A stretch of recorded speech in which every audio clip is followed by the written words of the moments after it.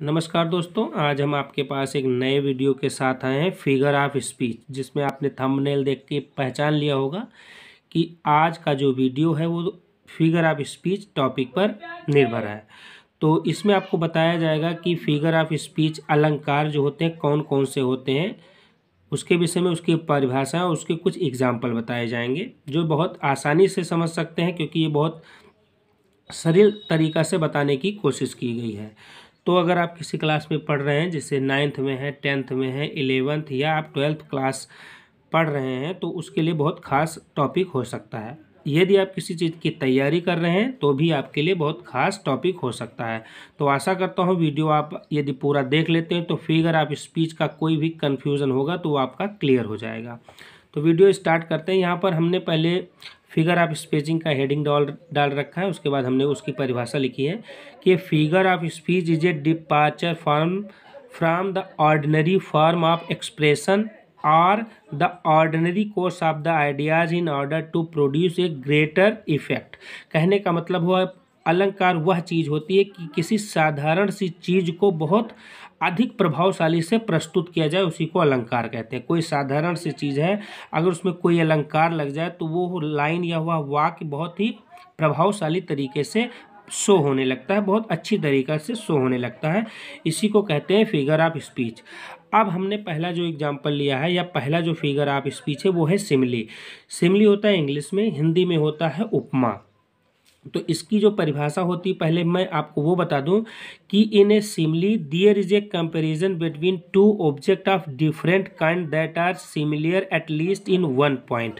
कहने का मतलब हुआ कि सिमिली वह अलंकार होती है कि जो दो भिन्न भिन्न वस्तुओं की तुलना की जाती है। इसमें दो भिन्न भिन्न वस्तुओं की तुलना की जाती है और उन दोनों में कम से कम एक विशेषता दोनों में पाई जाए, ऐसे दो वस्तुओं की तुलना की जाती है, उसे उपमा कहते हैं।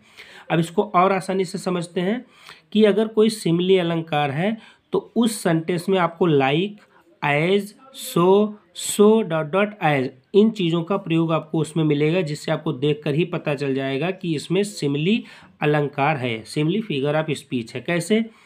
यहाँ पर हमने एक एग्जाम्पल लिया है, my love is like a red rose. My love मतलब मेरा प्यार, इज माने है, लाइक माने जैसे, ए रेड रोज एक लाल गुलाब के जैसा। अब इसमें आप देखने वाली चीज़ है कि माई लव या मेरा प्यार जो है, एक वस्तु ये हो गई, या आप वस्तु या व्यक्ति मान सकते हैं, और दूसरा हो गया ए रेड रोज। तो कहने का मतलब हुआ प्यार की तुलना एक लाल गुलाब से की गई है कि मेरा प्यार एक लाल गुलाब के जैसे है। तो ये लाइक जो है ये शो कर रहा है कि प्यार की तुलना एक लाल गुलाब से की गई है, इसलिए लाइक का प्रयोग किया गया है। तो यहाँ पर हमने बताया कि लाइक, एज, सो एज, ऐसा सेंटेंस में यूज रहेगा वर्ड, तो आप समझ जाएंगे कि ये सेंटेंस जो है सिमिली अलंकार का है। दूसरा एग्जाम्पल हमने लिया है, his language is sweet like Honey. His language मतलब उसकी जो भाषा है, इज स्वीट इतनी मीठी है, लाइक हनी जैसे शहद, उसकी भाषा शहद के समान मीठी है, शहद के जैसी मीठी है। इसमें भी लाइक आ गया, तो ये लाइक ये भी आपका सिमिली जो है फिगर ऑफ स्पीच शो कर रहा है। और तीसरा एग्जाम्पल हमने लिया है, I wandered lonely as a cloud. I wandered मैं इधर उधर टहला या घूमा, लॉनली मतलब एकदम अकेला, एज ए क्लाउड एक बादल के जैसे, मैं एक बादल के जैसे अकेला घूमा। तो ये सिमिली अलंकार हो जाएगा और इसमें लाइक, एज, सो एज ऐसे वर्ड का यूज़ होगा, जिससे आप देख कर ही बता सकते हैं कि इसमें जो है सिमिली अलंकार पाया जाता है या सिमिली फिगर ऑफ स्पीच इसमें यूज़ हुई है। अब दूसरा एग्जाम्पल लिया हमने मेटाफर। मेटाफर जो हिंदी का होता है वो होता है रूपक, इंग्लिश में होता है मेटाफर। इसका यूज कैसे करते हैं वो आप ध्यान से देखिएगा। Like simile but no use of like, as, so as. लिखा है लाइक सिमिली, सिमिली के जैसा ही होगा, लेकिन इसमें लाइक, एज, सो और सो एज का प्रयोग नहीं होगा। अब पहले तो मैं मेटाफर बता दूं कि होता क्या है, कि metaphor is a figure of speech in which two object are compared but words like, as, so are not used. मतलब ये होता है एकदम सिमिली के जैसा, बट इस वाले सेंटेंस में लाइक, एज, सो और सो एज का प्रयोग नहीं होता है। कैसे वो आप समझने की कोशिश कीजिएगा। उदय सिंह एक नाम है, Uday Singh is the star of the family. Uday Singh is माने हैं, द स्टार माने तारे, ऑफ द फैमिली परिवार के। तो उदय सिंह परिवार के तारे हैं। तो इसमें जैसे कि परिवार के तारे के समान ऐसी चीज़ कुछ नहीं यूज हुई, लेकिन तुलना उदय सिंह की तुलना हुई है स्टार ऑफ द एक तारे से, ऑफ द स्टार एक तारे से तुलना हुई है, लेकिन इसमें लाइक एज सो एज का ऐसा कुछ प्रयोग नहीं हुआ है। ये सेंटेंस ऐसा भी बन सकता था कि Uday Singh is the star, sorry, Uday Singh is like a star of the family, मतलब फैमिली के तारे के जैसे हैं। बट ऐसा नहीं बनेगा, क्योंकि अगर इसमें लाइक या एज आ जाएगा तो वो सिमिली हो जाएगा।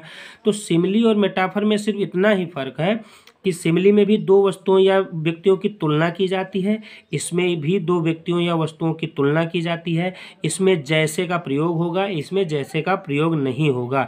इसमें डायरेक्ट, जैसे दूसरा है Kalidas is the Shakespeare of India. Kalidas जो हैं भारत के शेक्सपियर हैं। अब ये हो सकता था कि कालिदास भारत के शेक्सपियर के जैसे हैं, बट शेक्सपियर जैसे हैं, लेकिन इसमें जैसे का प्रयोग नहीं हुआ, इस वजह से Kalidas is the Shakespeare of India ये हो जाएगा। तो इसमें सिमिली और मेटाफर में सिर्फ इतना डिफरेंस है कि यहाँ पर लाइक एज सो एज का प्रयोग नहीं होगा, बाकी सेम कंडीशन इसमें अप्लाई होती है। अब तीसरा जो हमने लिया है वो लिया है हाइपरबोल।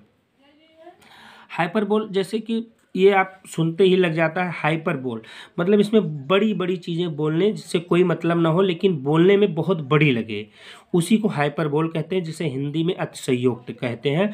इसमें ग्रेटर और लेस, किसी चीज़ को बहुत बढ़ा चढ़ाकर, और लेस या बहुत कम चीज़ बहुत कम मात्रा में बताई जाए किसी भी चीज़ की या किसी भी पर्सन को। मतलब इसमें किसी भी पर्सन को बहुत बढ़ा चढ़कर कहा जाए और बढ़ा चढ़ाकर कहा जाए, या किसी थिंग्स वस्तुओं के बारे में बहुत बढ़ा चढ़ाकर कहा जाए, उसी को ही हाइपरबोल या अतिशयोक्ति कहते हैं।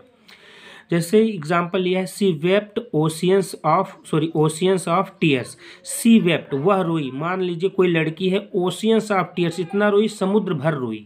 अब ये की बहुत बड़ी बात हो गई, कहने का मतलब हुआ वह बहुत ज़्यादा रोई, लेकिन इतना भी नहीं रोई होगी कि एक समुद्र भर गया हो आंसुओं से। कहने का मतलब तो ये है कि वह बहुत ज़्यादा रोई, लेकिन लिखा क्या है कि सी वेप्ट ओशियन ऑफ टीयर्स, मतलब वो समुद्र भर आंसुओं से रोई, इतना रोई कि एक समुद्र भर सकता था। तो ये बहुत बड़ी बात हो गई, इसी को हाइपरबोल कहते हैं, जिसको हिंदी में अतिशयोक्ति कहते हैं।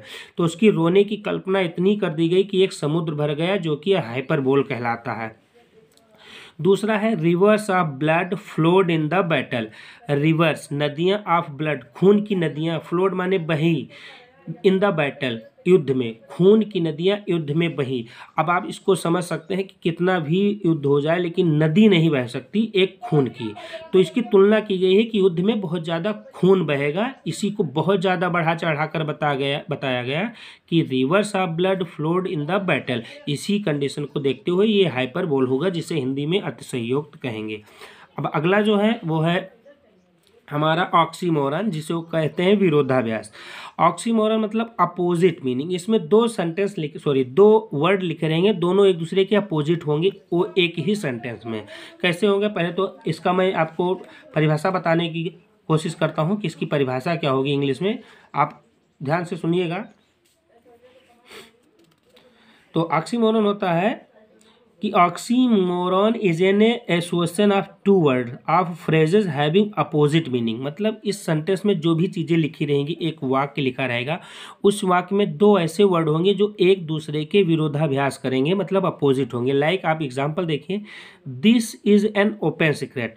आपको पता है सीक्रेट उस चीज़ को कहते हैं जो छुपी हुई, किसी को पता ना हो, और ओपन उस चीज़ को कहते हैं जो खुली हो। तो अब ये ओपन और सीक्रेट दोनों एक दूसरे के विरोध में है। ओपन का होता है या तो क्लोज मतलब बंद मतलब सीक्रेट, कोई चीज़ सीक्रेट होती है तो रहस्य कहते हैं। तो रहस्य वो चीज़ नहीं रह सकती जो खुल जाए, खुला हुआ रहस्य। तो ये दोनों एक दूसरे के अपोजिट होते हैं। तो इस कंडीशन में ये ऑक्सीमोरन का फिगर ऑफ स्पीच होगा। अब दूसरा देख लीजिए कि life is the bitter sweet. Life जीवन इज है, द बिटर माने कड़वा और स्वीट माने मीठा। जीवन मीठा और कड़वा है, इसमें स्वीट और बिटर दोनों एक दूसरे के विरोध में है, दोनों एक दूसरे के अपोजिट हैं। इस वजह से इसका सेंटेंस जो है वो ऑक्सीमोरन का जो है फिगर ऑफ स्पीच की पहचान बताता है कि ये दोनों एक दूसरे के विलोम हैं या अपोजिट हैं। अब तीसरा आता है पर्सोनिफिकेशन। पर्सोनिफिकेशन का मतलब होता है मानवीकरण। मानवीकरण मतलब होता है, आप समझने की कोशिश कीजिएगा कि लाइफलेस ऑब्जेक्ट या आइडियाज, कोई निर्जीव आइडिया है या निर्जीव ऑब्जेक्ट है, उसको आप लिविंग ऑब्जेक्ट मान लें या जीवित ऑब्जेक्ट मान लें। आप कहने का, अब इसको पहले मैं परिभाषा बताने की कोशिश करता हूँ कि personification is a figure of speech in which inanimate object or abstract notions are thought of as a person और हैविंग लाइफ।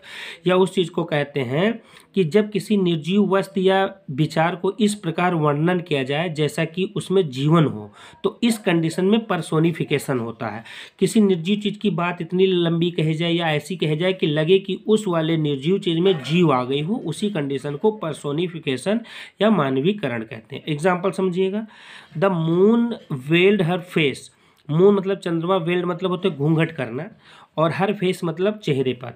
तो चंद्रमा ने अपने चेहरे पर घूंघट किया।